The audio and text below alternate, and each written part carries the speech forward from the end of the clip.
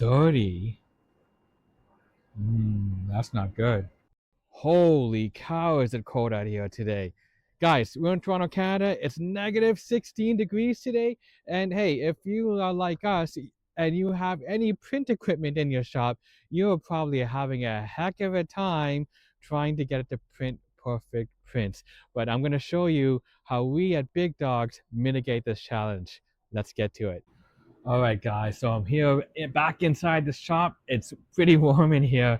I boosted up the actual heater, but as a result, when the heat rises, because dry air, the cold dry air doesn't absorb as much moisture. It can't hold as much moisture. So when the temperature heats back up inside again, the air is going to be really dry relatively.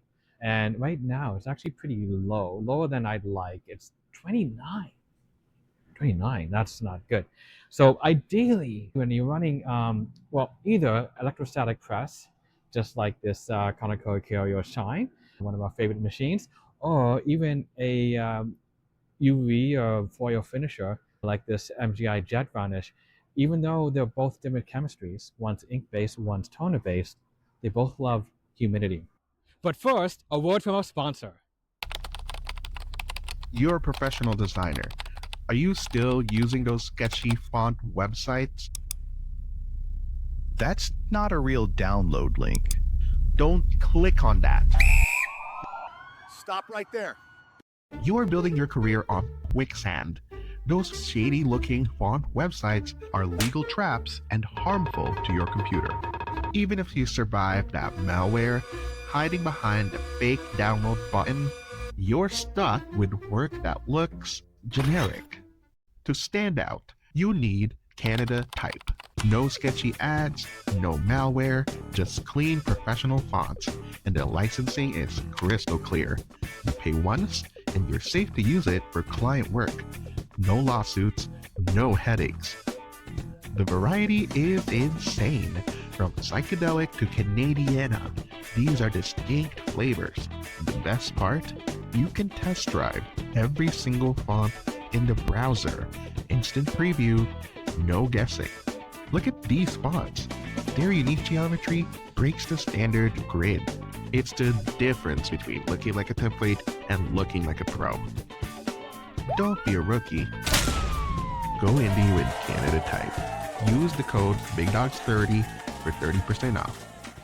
Here it is, guys. I mean, it doesn't look fancy, and humidifiers, which is what these are, they're not really uncommon to print shops. However, a lot of print finishing equipment, a lot of these equipment suppliers, they sell ultrasonic ones, and you have to be careful with ultrasonic if you're running it through tap water. Why? Well, look at this. In this case, right now I have the humidifiers here because that's where I can only fit it in the shop. It's right beside this liquid inkjet based finisher. This is the MGI JETvarnish. Imagine using tap water, and if you're using tap water with something like a ultrasonic type of humidifier, you know what you're doing?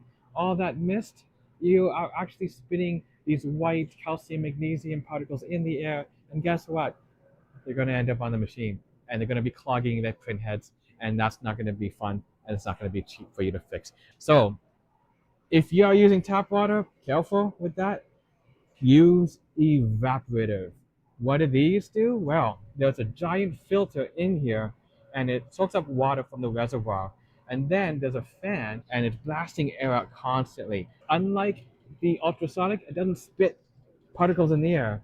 It just evaporates, and all the heavy mineral content is going to sit in here, and you will have to change the filters often, but at least it doesn't spit anything in the air. I used to use tap water, and I used to go through a lot of filters, but then it got really expensive. So then what did we do? This is a water distiller. We're actually distilling water. Now, you can actually buy bottles of water, and this is what we used to do. But man, they're like $8, $9 a pop Canadian, and they can add up. I mean, we can go through this 2 of these a day. Do the math on that. I actually have 2 of them. I got this and another one over here. And they're both actually connected.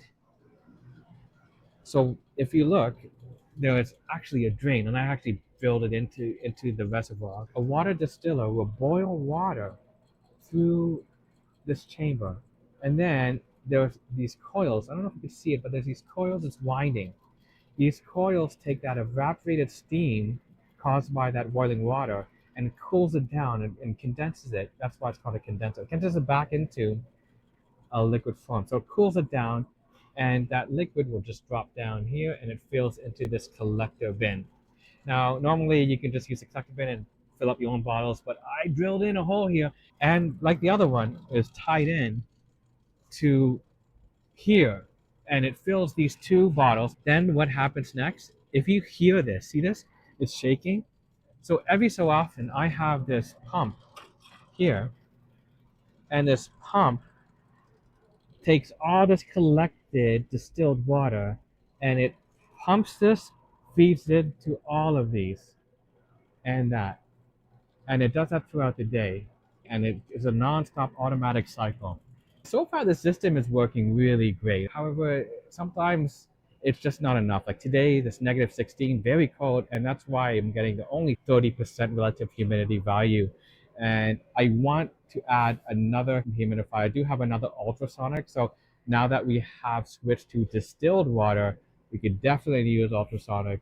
I think I have an old one in storage. I'm going to pull it out. I'm going to show you how I connect it, and then we'll go from there.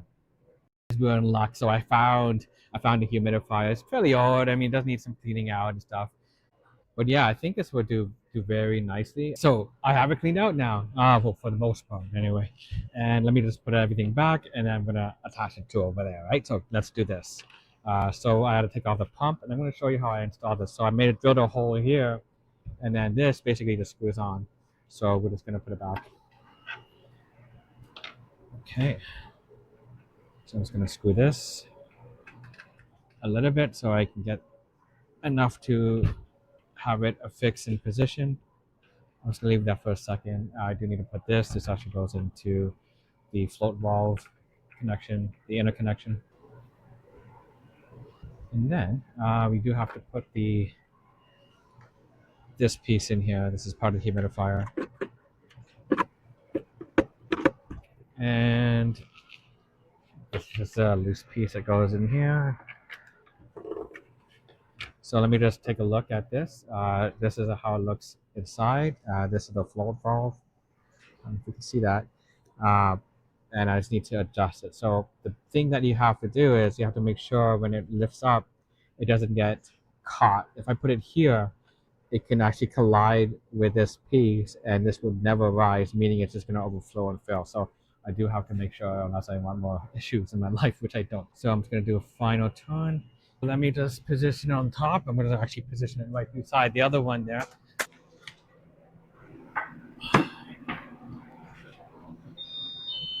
So I'm just going to actually just move down this cable. So I'm going to plug it in a little bit. And then what I need to do is I need to actually adjust this line and split it so that I can put it in here as well, so that will feed both. I'm going to bring the camera up here so you guys can take a look. The next step is just to split this so that it actually feeds both. I have a 3A splitter, so that's what I'm going to use. But first, let me just remove it from here. I have a valve here just so that I can shut off the line. I just shut it off, so let me just pull this out.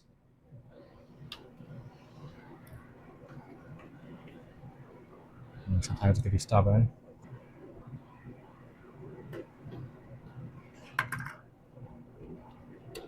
Okay. So what I'm going to do now is I'm just going to use this extra tubing. Attach. I'm going to add a retainer clip to this valve, shut-off valve. Now I'm going to cut it so that I can add that to a splitter. So now I'm going to add this to the splitter. And let me add some more retainer rings to it as well. And then the other side, so this is what's going to be feeding this and this. So I can basically just connect it to here now. So I'm going to connect one to here, and I'll just let it, I'll just leave it here. So basically it's just going to split from here, which is fine. It doesn't have to split here before it goes to these two. It can split anywhere. So I'm just going to attach this actual two-way right directly to the existing humidifier. Then I'm going to cut it, and make sure I'm gonna have to make room just in case I need to move this around. So I'm just gonna cut about this much, even though right now, for the purposes of this video, I just need like even a foot long, who knows, 2 feet. But this is more like a 3 or 4, right? So connect it to the other side.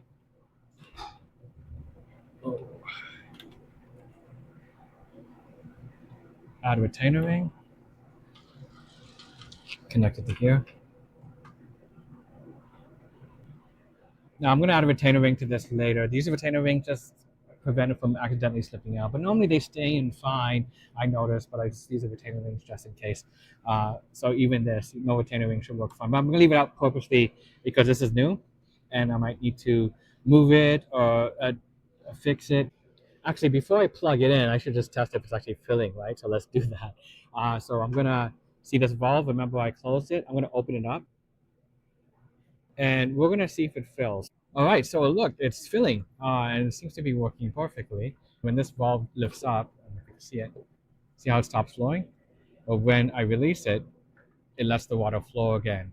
All right, let's go plug it in and see if it actually works. All right, so I'm checking this now and it looks like it's working. Okay, so it's on. It's spitting out nice ultrasonic humidification particles, water particles, and the valve works. It looks like it stopped. Yeah, see, I push it down, it goes on, and I release, it stops completely. So I'm happy with that. So that works. But I just noticed that now that we're adding a little bit more of the ultrasonic, what can happen, especially when it shoots straight up, it can settle. It can settle, and then the whole surface area in the top there will get saturated with water. I had an idea. What if we can solve that? So I actually found something that may work. Let me go get it. And maybe it's crazy, but maybe it will work. Let's try it out. Okay, so I found this. It's a box fan, and I actually taped a furnace filter to it. I'm thinking, why don't we suck the mist in here, the ultrasonic mist, let the fan pull it in, and then let this soak it up and let it evaporate. So what am I doing? I'm making a faux evaporative humidifier from an ultrasonic humidifier. So I don't have to worry about all that mess or anything. So let's try that. I'm gonna go ahead and put this up. Okay. So I'm just gonna position right beside and I'm gonna plug it in. I guess the good thing too about this is that, especially when it's beside equipment like the MGI, that it could also maybe potentially clean up the environment from dust as well. Again, I use it as a particle filter, so it's actually like a particle filter as well. So it can actually double clean air, humidified air. So that's fine. I'm so excited about this. Okay. I'm just gonna turn it on, see if it works, and then I'm gonna bring the camera over here to show you. Oh wow. Okay. Cool. Okay, so it's actually working. Let me show you. Okay. So you'll see that mist, right? And it's blowing right into this furnace filter. Let's turn it off and see what happens. See that? It's just going straight up and it's just coming pretty much straight down, maybe towards the back. So yeah, let's turn this fan back on and see what happens. Oh, see that? Now it's being sucked in. If I wanted, I can elevate this thing too, but no, that's great. Yeah, I think it's definitely gonna work out. But then I had this other idea of like, well, I mean, how can you tell it's working? Wouldn't it be great if you had an indicator? I found this too. So this is just an LED light. I mean, it's nothing. It's a dollar store item, but it flashes cool lights. But I think it could be used to as an indicator to show when this is on and off. All right, so let's try it out. It's on. It's working. Lights on. It's going in. Yes, everything works. I'm just gonna manually turn off the switch. See, turned off. Everything's off. Wow. Awesome. And then when it goes on automatically, and there you have it, guys. Yes. I think this will work very nicely, actually. All right, so there you have it. I'm glad I just had this idea to do that. I mean, I think this is pretty cool, right? If you guys have any suggestions, tips, leave it in the comments below. I have to hear from all of you. And if there's any improvements or if anything I can help out, reach out to me, connect with me, follow me. I'm always here to help. Anyways, that's it for now. Eddie Davin here with bigDAWGS, and I'll see you in the next one. Big dogs! Rawr, rawr.